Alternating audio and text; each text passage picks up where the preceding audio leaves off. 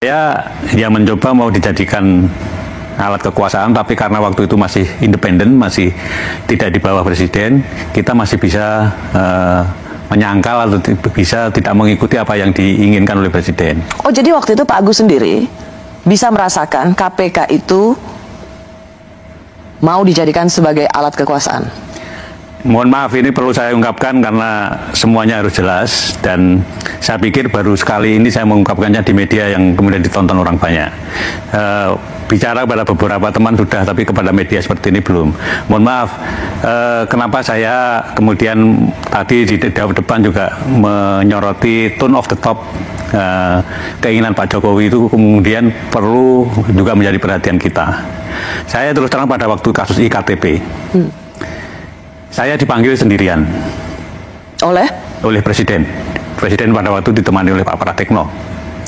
Jadi saya heran, biasanya memanggil itu berlima, ini kok sendirian.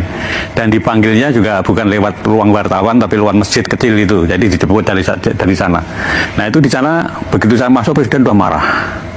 Presiden udah marah, menginginkan, karena baru saya masuk itu, beliau sudah teriak, hentikan. Kan saya heran, hentikan, yang dihentikan apanya gitu kan. Setelah saya duduk, ternyata saya baru tahu kalau yang suruh hentikan itu adalah kasusnya Pak Setnov, Ketua DPR waktu itu? Ya, Ketua DPR pada waktu itu mempunyai kasus IKTP, supaya tidak diteruskan.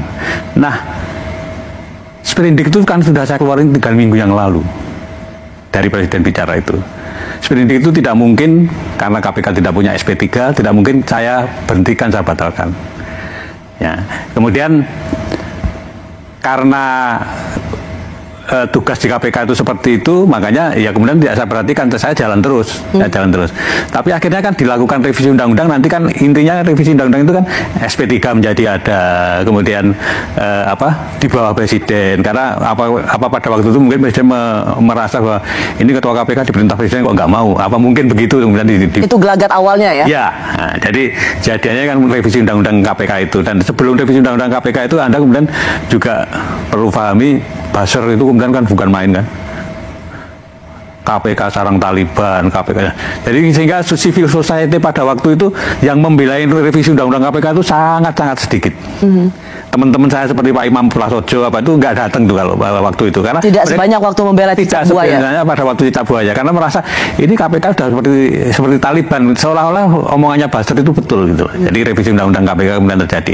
Anda kemudian melihat di periode kedua ini kan yang namanya Corruption Perception Index itu kan turun terus-menerus. Itu menjadi gambaran kita, karena itu yang menilai adalah 9 lembaga internasional.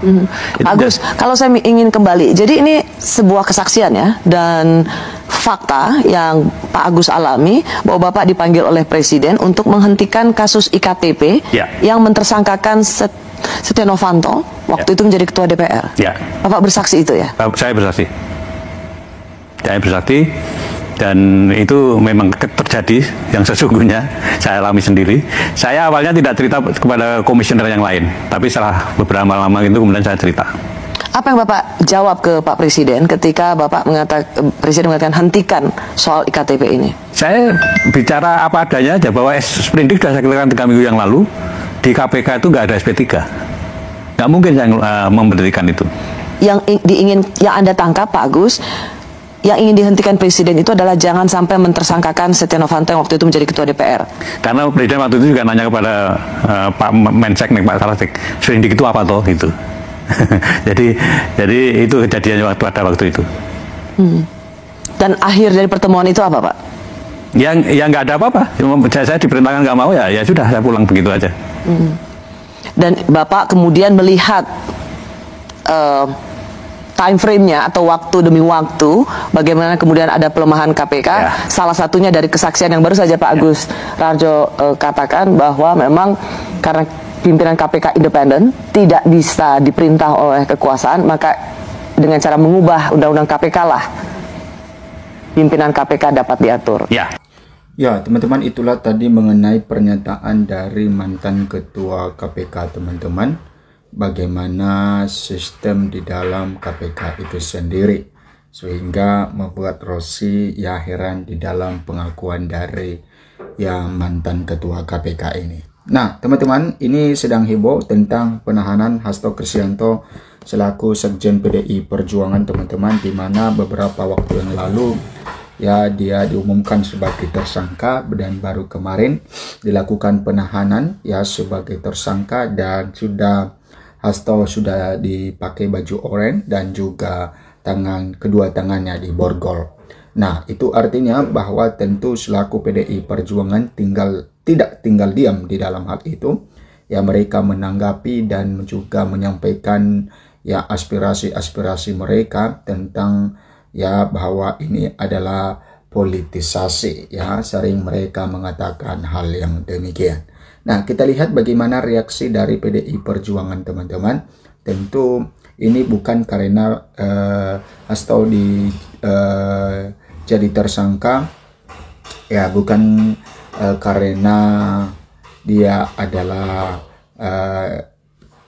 atau di pribadinya sendiri teman-teman, tetapi ya menyangkut tentang PDI Perjuangan, ya karena Hasto ini adalah Sekjen PDI Perjuangan, dan tentu ya PDI Perjuanganlah bersatu untuk membela Hasto.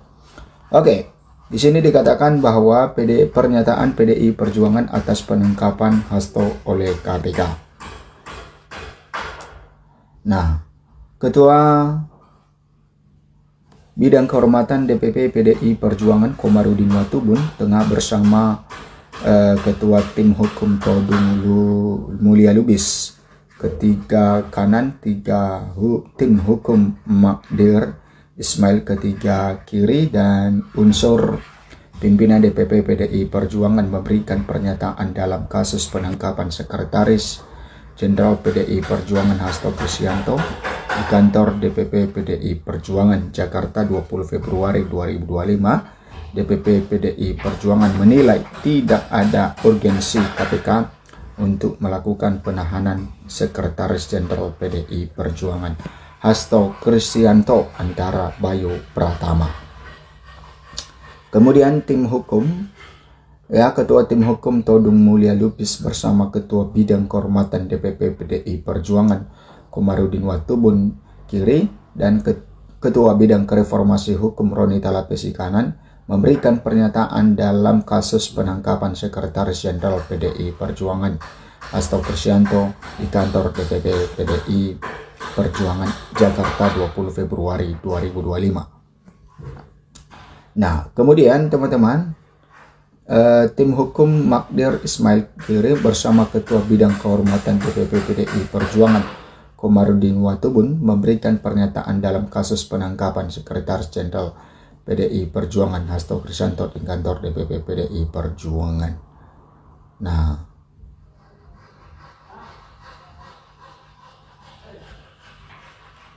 mereka yang memberikan keterangan mereka teman-teman ya tentang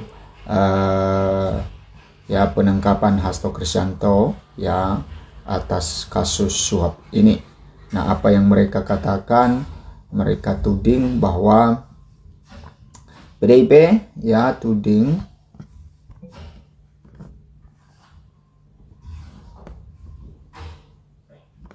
Nah, kita lihat di sini teman-teman ya bahwa sederet pernyataan PDIP atas penahanan Hasto oleh KPK. Nah, Komisi Pemberantasan Korupsi resmi menahan Sekretaris Jenderal PDI Perjuangan ya atau PDIP Hasto Kristianto pada Kamis 20 Februari 2025. Kemudian akan ditahan di Rumah Tahanan Negara Kelas 1 Jakarta Timur ya hingga 11 Maret mendatang atau selama 20 hari guna kepentingan penyidikan. Sebagaimana yang disampaikan oleh juru bicara, saya akan menyampaikan rilis penahanan HK kata Ketua KPK Setio Budianto pada Kamis sore. Kemudian Hasto sempat dihadirkan dalam konferensi pers saat dipanggil awak media. Hasto yang mengenakan rompi oranye khas tahanan KPK itu menangkupkan kedua tangannya yang diborgol. Nah, Hasto ditetapkan sebagai tersangka dalam kasus suap yang melibatkan Harun Masiku terhadap eks-komisioner KPU Wahyu Setiawan. Penetapan Hasto sebagai tersangka berdasarkan surat bernomor sprint Kemudian tertanggal 23 Desember 2024, Hasto sempat melawan menetapkan tersangka itu dengan mengajukan permohonan pra-peradilan di Pengadilan Negeri Jakarta Selatan. Namun hakim menolak permohonan pra-peradilan tersebut. Penahanan Hasto oleh KPK mendapat tanggapan dari berbagai kalangan, termasuk dari PDI Perjuangan sendiri. Berikut pernyataan PDIP merespon penahanan Hasto. Megawati instruksi seluruh kepala daerah PDIP tunda keberangkatan retret di Akmil. Nah, kemudian teman-teman, Ketua Umum PDIP Megawati Soekarno Putri menginstruksikan para kepala daerah dari partainya menunda perjalanan menuju retret di Akademi Militer Magelang. Instruksi ini sebagai respon dari penangkapan Hasto oleh penyidik KPK. Instruksi Megawati tersebut tertuang dalam surat nomor 7294 tertanggal Kamis 20 Februari 2025. Dalam surat yang dilihat Tempo tersebut diinstruksikan bahwa kepala daerah dan wakil kepala daerah untuk menunda perjalanan yang akan mengikuti retret di Magelang pada tanggal 21 sampai 28 Februari 2025. Sekiranya telah dalam perjalanan menuju kota Magelang untuk berhenti dan menunggu arahan lebih lanjut dari Ketua Umum. Tetap berada dalam komunikasi aktif dan standby Commander Call. Juru bicara PDIP Guntur Rolling membenarkan adanya surat tersebut, tetapi dia menolak berkomentar lebih lanjut. Mohon dikutip surat tanpa tambahan info apa-apa, kata dia saat dihubungi. Guntur juga mengaku tidak mengetahui adanya pertemuan di kediaman Megawati, Jalan Tuku Umar, Jakarta Pusat, Kamis malam. Saya tidak tahu dan tidak ikut dalam pertemuan tersebut, kata dia. PDIP menduga penahanan Hasto pesanan pihak di luar KPK. Nah, Ketua Dewan Pimpinan Pusat Bidang Reformasi Hukum PDIP Roni Talapesi menduga ada pesanan dari pihak luar KPK yang menginginkan penahanan Hasto. Roni juga mengatakan dugaan ini memiliki dasar kuat karena mantan Wakil Ketua KPK Alexander Marwata dalam rapat kerja Komisi Bidang Hukum DPR pada Juli 2024 menyampaikan kesulitannya dalam mengetahui loyalitas para penyidik KPK. Dugaan kuat kami penahanan dikendalikan oleh pihak di luar KPK, kata Roni dalam konferensi pers. Nah, dia menuturkan dalam rapat kerja tersebut Alexander Marwata sempat menyebutkan soal masih adanya penyidik KPK yang memiliki loyalitas ganda. Nah, itu teman-teman tentang penahanan Hasto Kristianto selaku Sekjen PDI Perjuangan. Sampai jumpa di video berikutnya.